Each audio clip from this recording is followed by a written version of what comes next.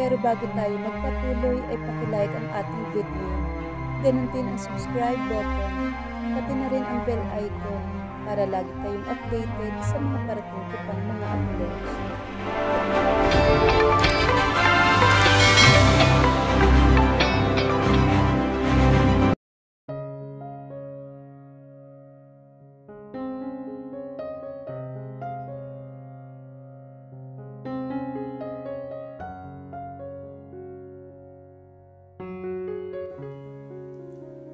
Ayos na daw si Daddy, ayon sa doktor. Nakonsensya naman tuloy ako sa ginawa ko. Pero mali ang ginawa nila. Hindi dapat nila ginagawang biro ang buhay ng tao. Narinig ko ang pagbukas ng pintuan. Samantha, kumain ka na muna. Hindi ka pa kumakain mula nang pumunta ka dito. Concern na sabi nito. So andito pa nga siya. Wala akong ganang kumain. Totoo naman na wala talaga siyang ganang kumain. Samantha, please. Kumain ka kahit kaunti lang. Hindi matutuwa ang daddy mo kapag nalaman niya na ginugutom mo ang sarili mo. Huminga ako ng malalim. Okay, fine. Nakita ko ang pagsilay ng ngiti nito.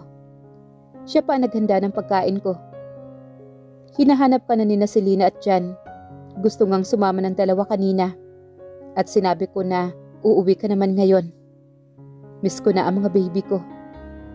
Pag okay na si Daddy, babalik na kami sa London. Sabi ko habang ngumunguya ng pagkain na dala nito. Nang tingnan ko ang mukha nito ay para namang itong nagalit na nakatingin sa akin. And please, bago kami bumalik ng London, pwede bang pirmahan mo na ang annulment papers para wala na akong maging ugnayan sa'yo? Bigla itong tumayo at galit ang mukhang lumabas ng hospital. Huminga ako ng malalim nang wala na siya. Ito nga ba talaga ang gusto ko? Bakit biglang kumirot ang dibdib ko sa sinabi ko? Simula nang dumating ako, hindi ko pa nakikita si Mami Olivia. Samantha? Agad akong lumingon sa pinanggalingan ng boses. Nakita kong nakangiting nakatingin sa akin si Daddy, kaya agad ko itong dinaluhan. Daddy, okay lang po ba kayo? O kailangan kong tumawag ng nurse? Natataranta at nag-aalalang tanong ko rito. It's okay. I miss you, anak. Nakita ko ang pagtulo ng butil ng luha sa mga mata nito. Kaya hindi ko na napigilan na yumakap dito. Daddy, miss ko na rin po kayo. Niyakap po siya na mahigpit. Nagsimula na lamang tumulo ang mga luha sa mga mata ko. Hey, don't cry. Patawarin mo sana ako, anak, sa lahat ng pagkukulang at pagkakamaling nagawa ko sa iyo. Tumingala ako kay Daddy at umiiyak din siya. Pinunasan ko yung luha niya. Siyempre matagal ko nang pinatawad ang Daddy ko. Daddy, napatawad na po kita. Kahit ano pa man ang mangyari, ikaw at ikaw pa rin ang ama ko. Umiiyak na sabi ko. Sinabi ni James ang lahat sa akin. Bakit hindi mo sinabi sa akin ang totoo? Nagalit ako sa pananakit niya sa'yo pero may pinatunayan siya sa akin. Nang araw na umalis ka, nagalit ako sa kanila. Doon ko nalaman ang lahat ng katotohanan. Pinalayas ko si Camila sa pamamahay ko. Sinuntok ko pa ang asawa mo at pinabugbog ko pa sa mga tao ko pero hindi ito lumaban. Nagulat ako sa lahat ng sinabi ni Daddy. Talagang maraming nangyari sa loob ng 2 taon na wala ako. Pero Dad, paano po si Mami Olivia? Minahal mo ba siya? Nakita ko ang paglungkot ng mga mata ni Daddy. No, I never loved Olivia. Alam niya yon, pero pinili niyang manatili sa tabi ko. Pero nang pinalayas ko si Camila, sumama ito. Binigyan ko sila ng pera para magsimula silang muli. Medyo nasaktan ako sa sinabi ni Daddy tungkol kay Mami Olivia. Hinawakan nito ang kamay ko. Pwede na ba tayong umuwi? Kailangan ko nang pumunta sa Barcelona para sa business meeting mamaya. Dad, kailangan mo magpahinga. Nandito pa nga kami sa ospital pero Gusto na nitong umalis at magtrabaho na. Wala akong nagawa kundi ihatid si Daddy sa private plane nito. Pero bago siya umalis, may sinabi pa ito. Samantha, wala man ako sa lugar para sabihin ito. Pero pakinggan mo muna siya. Mahal ka niya, anak. Nakita ko siyang nahirapan simula nang iwan mo siya. Learn to forgive. Sundin mo kung ano ang gusto ng puso mo. Gusto kong maging masaya ka. Bibisitahin ko na lang kayo sa London. Ikis mo na lang ako kay Jan at si Lina. Wika nito bago ito pumasok sa private plane nito. Hindi mawala sa isip ko ang lahat ng sinabi ni Daddy. Mahal ko pa ba siya? Of course, hindi naman yun nawala sa loob ng 2 taon. Agad akong pinagbuksan ng gate na nasa labas na ako ng bahay ni James. Pagpasok ko si Manang Lusing agad ang nakita ko. Maghapunan ka na muna, iha. Pinaluto ni James ang paborito mong adobo. Nakangiting sabi nito. Agad naman akong dumiretso sa kusina. Ang mga bata po, Manang. Tanong ko habang naghahanda ito ng kakainin ko. Kanina pa sila nasa itaas kasama si James. Pagkatapos nilang kumain ay umakyat na sila. Nang dahil siguro sa gutom kaya naubos ko ang ulam at kanin. Kailangan ko mag-exercise pagbalik ko talaga sa London. Umakyat ako sa itaas. Una kong pinuntahan ay ang kwarto ni Selena. Pero nang nasa loob na ako ng kwarto ni Selena, ay wala naman ako makita. Kaya naman kay Jan na kwarto ulit ako nagpunta. Baka nagtabi silang dalawa matulog. Pero agad akong kinabahan nang maski si Jan ay wala sa kwarto nito. Agad akong pumasok sa kwarto namin ni James. Agad akong nakahinga ng malalim. Nasa kwarto lang pala namin sila. Ang sarap sa pakiramdam. Hindi ko maiwasang mapangiti. Ang sarap nilang picturan. Nasa gitna nila Jan at James si Selena. Kapwa nakayakap dito. Masyadong perpekto ang eksenang ito. Agad akong kumuha ng damit na maisusuot. Saka ako nagbihis at tumabi kay Jan. Hindi ko maiwasang ibaling ang tingin kay James na mahimbing na natutulog. Hindi siya nagbago kahit kaunti lang. Siya pa rin ang bossy at mayabang na James na iniwan ko 2 years ago. Agad akong yumakap mula sa likod ni Jan. Dahil bukas, babalik na kami papuntang London. Nagising ako sa narinig kong hampas ng alon. Alon? Kailan pa nagkaroon ng dagat sa tabi ng bahay ni James? Agad naman akong napabangon. At mas lalo akong kinabahan ng iba ang kwartong kinaroroonan ko. May nangidnap ba sa akin kagabi? Dali-dali akong bumangon. Binuksan ko ang bintana at tamang ang hinala ko. Nasa isang isla ako. Paglabas ko ng kwarto nakarinig ako ng hagik-hikan sa baba ng bahay. Dahan-dahan akong bumaba sa hagdan at pinipilit na huwag gumawa ng ingay. Nagluluto si James at Jan. Kaya pala sila nagtatawanan dahil sa mga nagkalat na harina sa mukha nilang tatlo. Good morning, sweetheart. Magiliw na bati nito. Ang lakas talaga ng loob ng gagong to. Nakuha niya pa talaga akong batiin. James, mag-usap nga tayo sa labas. Matigas na sabi ko rito. Nauna akong lumabas. Yes, sweetheart. Napangiwi ako sa endearment na ginamit nito. Bakit tayo nandito, James? Ngayon ang lipad namin pabalik ng London Malilate kami kapag hindi pa tayo uuwi ngayon. Hindi ko mapigilang magtaas ng boses. Sa tingin mo, hindi ko alam ang tungkol sa bagay na yan. Kaya nga dinala ko kayo dito ng mga bata, hindi ba? Sumeryoso ang mukha nito. Ano? Nababaliw ko na ba talaga? Galit na sabi ko. Oo, Samantha. Nababaliw na ako. Dahil ayaw ko maghiwalay tayo. Tumaas din ang boses nito. Mabuti na lang at nasa labas kami at hindi kami naririnig ng mga anak ko.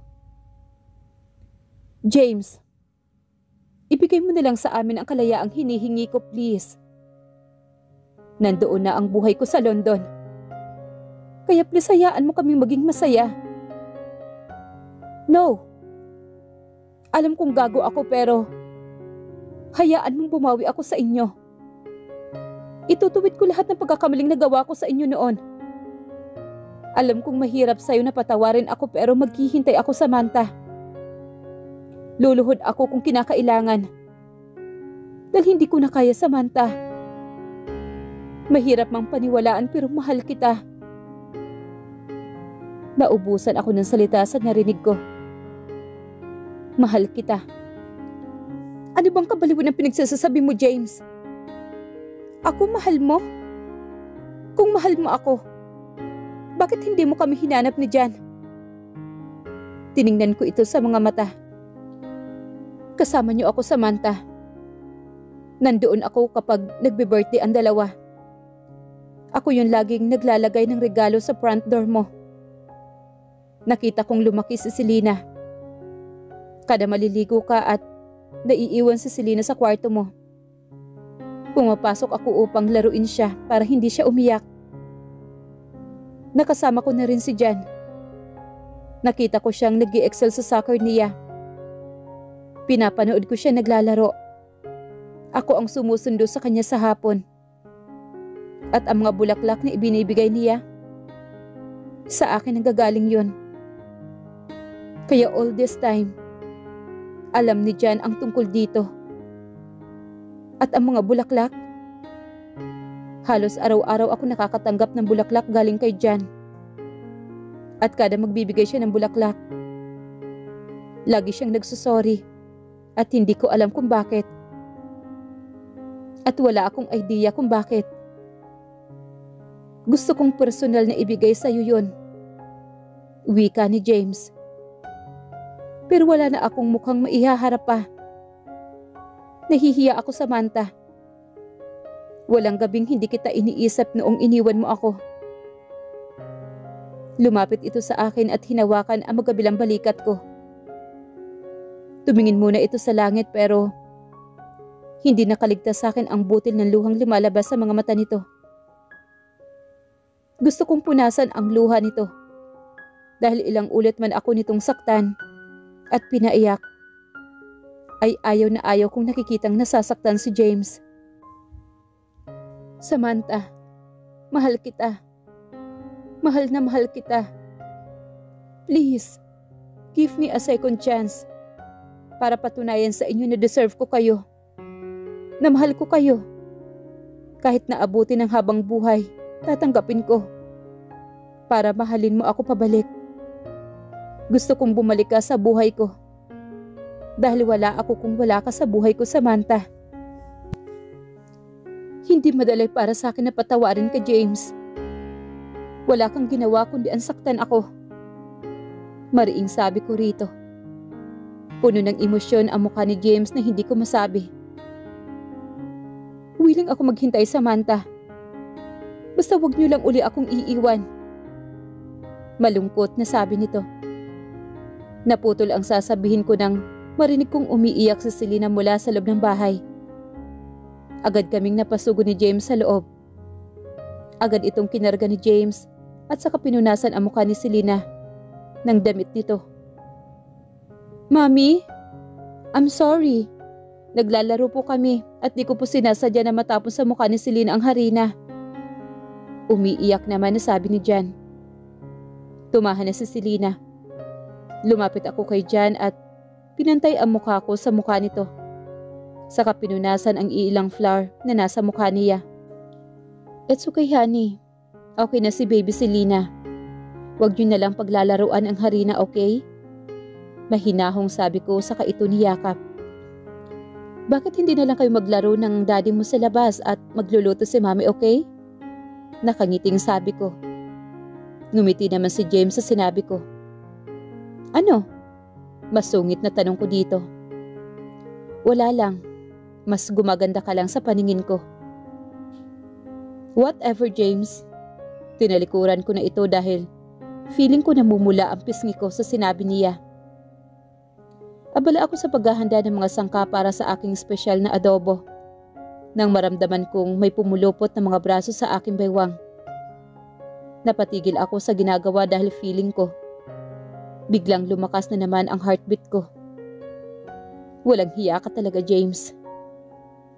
James, pwede bang umalis ka dyan sa likod? Wika ko habang winawaksi ang mga braso niya. Hayaan mo lang akong yakapin ka ng ganito, Samantha.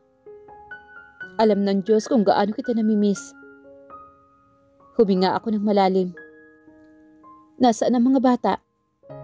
Naroon, nanonood ng paboritong Barbie ni Selena. Sabi niya habang nasa balikat ko ang mukha nito. James, ano ba? I need to move. Napipikong sabi ko dito. Huwag mo akong pansinin. Magluto ka lang dyan, my wife. Saka nito siniksik ang ulo sa balikat ko. Pinagpatuloy ko na lamang ang pagluluto kahit nakakapit ito na parang tuko sa likuran ko. Tawagan mo na nga ang mga bata doon at kakain na tayo ng almusal. Pwede naman silang tawagin dito, baby. Malambing na sabi nito. James? Sabi ko habang binibigyan siya ng masamang tingin. Ano? Natutuwang sabi nito. Kinikilabutan na ako sa iyo, ha? Bilisan mo at baka samain ka sa akin. Pero mukhang naapektuhan din ako sa paglalambing ni James. O sadyang hindi lang ako sanay na ganito siya ka-sweet. Natatawang umalis ito at tinawag ang mga bata. Nakaupo si Selena sa kandungan ni James. Siya ang nagpapakain dito. Ang sarap nilang tingnan na dalawa sa mga mata. Hindi ko sinabi kay James ang tungkol kay Selena pero alam kong alam na niya na hindi niya anak si Selena. Pero nakikita ko naman na mahal niya ito gaya ng pagmamahal niya kay Jan. After namin kumain ng breakfast, si James na rin ang nagpresentang maghugas ng plato. Kailangan ba talagang topless kapag naghuhugas ng plato, James? Diyos ko, nakakadistract kasi ang katawan talaga niya. Naaapektuhan ka ba sa katawan ko, wifey? Maladimonyong nakangisi ito sa akin. Wow ha! Ang lakas talaga ng loob mo. Pero asa naman siya na aamin talaga ako. Umakto ako na parang nasusuka. Tiningnan ko siya mula ulo hanggang paa. Marami na ako nakikitang ganyan sa London, no? At para sabihin ko sa'yo, mas magaganda pa ang sa kanila kesa sa'yo. Nangaasar na tugon ko rito. Dumilim ang mukha nito at hinaklit ang braso ko. Bawiin mo ang sinabi mo, Samantha. And why? Dahil dapat katawan ko lang ang tinitingnan mo. Sino sila? Bigyan mo ako ng mga pangalan at address. Sabi na wika nito. Ang ego naman ni James. Tawa ako ng tawa sa loob. Pwede bang bitawan mo na ako? Hindi pwede, hanggat hindi mo sinasabi sa akin. Nanlilisik ang mga matang sabi nito. Kaya naman ang pinipigilan kong tawa ay hindi ko na natiis. I'm serious, Samantha. Kaya huwag mo akong pagtawanan. Seryosong sabi nito habang nakahawak pa rin ito na mahigpit sa mga kamay ko. What do you want me to say then? Natatawang sabi ko. Gusto kong sabihin mo ito. Okay, fine. Ano yon? Ikaw lang ang may magandang katawan sa paningin ko at mahal na mahal kita, James. Ikaw lang ang may magandang katawan sa paningin ko at mahal na mahal kita, James. Ulit ko sa sinabi nito. Nagulat ako sa nakita kong ekspresyon sa mukha nito. Nakangiti kasi ito. Baliw. Pero mas mahal kita, Samantha. Ano? Doon ko lang napagtanto ang nasabi ko. Ewan ko sa yung gago ka. Tinalikuran ko ito na namumula ang mukha nito. Narinig ko pa ang halakhak nito sa kusina. Napakawalang hiya talaga. Nakahiga silang lahat ngayon sa kama. Ako, si Selena, si Jan at James. Ganyan ang arrangement namin. Ipipikit ko na sana ang mga mata ko nang biglang may sinabi si Selena. Daddy, sing Barney? Natawa naman ako sa sinabi ni Selena. Bumangon ito, nakipagpalit ng pwesto sa kuya nito. Tumingin si James sa akin nang Hindi nito maintindihan ang sinasabi ni Selena. Sabi niya, kailangan mo siyang kantahan ng Barney. Binaling nito ang tingin kay Selena. At hindi niya kayang tiisin si Selena dahil naka-puppy eyes na ito. Huminga ito ng malalim. Nagsimula na siyang kumanta at tuwang-tuwa naman si Selena sa kinakanta ng ama. Good night, princess. Nakita ko pa ang paghalik nito sa noo ni Selena. Good night, sweetheart. Good night, James. Pumikit ako pagkatapos. Kinabukasan, nagising ako dahil pakiramdam ko may mga matang nakatingin sa akin. Ang nakangiting mukha ni James ang una kong nasilayan. Agad kong naitakip sa mukha ang unan. Narinig ko siyang tumawa. Ano bang ginagawa mo? Hinahangaan ang kagandahan na nasa harapan ko. Pwede ba, James, ang aga-aga para lumandi ka? Umalis ka nga muna dahil maghihilamos pa ako. Pero parang wala lang dito ang sinabi ko. Akala ko nasa labas na ito. Pero may dala-dala na itong tray pabalik sa kama ko. Breakfast in bed, baby. Niluto ko yan ng may pagmamahal para sa inyo ng mga bata. Bakit kaya ang gwapo niya sa umaga? Tanong naman ang isipan ko. Diyos ko, ang lalaki sa harapan ko ay definition talaga ng perpekto. Gusto mo pakainin kita, honey? Gosh, pinapatay talaga ako ng sweetness niya. Open your mouth, Sam. Anak nang, hindi na ako bata at kaya kong kumain mag-isa. Ang bibig mo, Samantha. Ayaw kong magmumura ka at baka marinig ka ng mga bata, okay? Kinuha ko ang kutsara sa kanya at ako na mismo ang nagsandok ng sarili kong pagkain. Will you please stop staring at me? Bakit? Kinikilig ka na ba, baby ko? Pang-aasar nito at kininatan pa ako. Grabe. At minulat ko ang mga mata ko pagkatapos. Nakaupo ako sa duyan at tanaw sila Jan at Selena na naglalaro sa buhanginan. Nang biglang umuga ang duyan. James, ano ba? Pinalo ko ito sa braso dahil biglang umuga ng malakas ang duyan. Bakit ba ang sungit ng baby ko? Gusto ko lang naman tumabi sa iyo ah. Are you stupid? Ang liit-liit na nga ng space tapos siksik ka pa ng siksik. Paano kung mahulog ako sa kakasiksik mo? Iniinis ako ni James ngayon. Tuwing may pupuntahan ako, lagi siyang nasa likod ko parang baliw na stalker. Then fall. Sasaluhin kita pag nahulog ka, Samantha. Napatingin siya sa akin ng diretso sa mga mata. Naputo lang ang tinginan namin nang may marinig kaming yate na papalapit. Mula doon ay bumaba si Sus, Tanya, Clyde, Jack at Bella. Medyo natigilan sila na makita nila sina Jan at Selena. Napatingin ako kay James at ibinigay ko sa kanya ang anong ginagawa nila dito, look. I invited them. Mabilis nitong sagot nang makuha nito ang tingin ko. Hinawakan nito ang kamay ko saka ako inakay patayo. Samantha? Halos mabingi ako sa malakas na sigaw naman ni Tanya. Niyakap ako nito ng buong higpit. Tanya, ano ka ba? Hindi ako makahinga. Nahihirapang sabi ko dahil sa higpit ng yakap nito. Ay naku, I'm sorry. Sabi nito sa kahumiwalay. Welcome back, Samantha. Sabay na sabi ng tatlo. Karga ni Clyde si Selena, habang si James naman ay nakahawak sa baywang ko. Nakuha ng tingin ko ang batang lalaki na karga ni Bella. Ngumiti si Bella sa akin. Nakikipag-usap si James sa mga kaibigan niya nang lumapit ako kay Bella. Anong pangalan niya? Nakangiting tanong ko kay Bella. Ngunit ang aking mga mata ay nakatuon sa kanyang anak. His name is Harvey. Nakangiting sabi din ito. Sinundan ko ito ng tingin. Selena. Nakatitig ito kay Selena. Hindi ko alam pero parang kinikilig ako. Nang mapansin ito na parang may nakatingin sa kanya, ay agad itong nagsumiksik kay Bella.